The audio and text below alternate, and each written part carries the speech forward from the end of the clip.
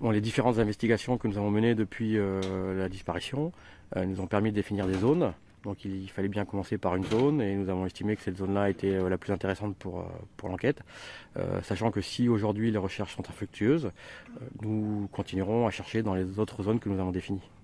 Vous êtes à la recherche de quel type d'éléments? Nous recherchons tout indice qui puisse nous matérialiser le passage de Laura Faye dans une zone. Sa tente, son vélo, son sac de couchage, voilà. Tout élément qui puisse nous matérialiser sa présence à un endroit défini.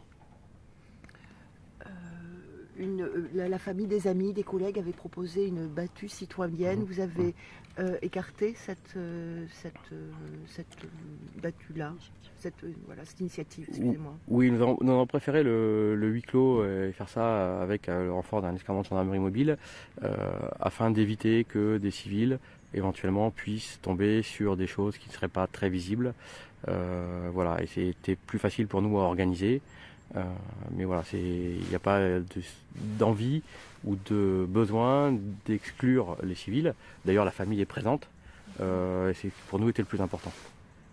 Aujourd'hui, vous diriez que la recherche de Laura Faye ou de ces vêtements, est-ce que c'est une aiguille dans une boîte de foin?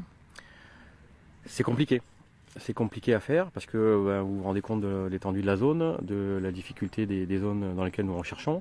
C'est pour ça que nous avons pris notre temps pour définir ces zones.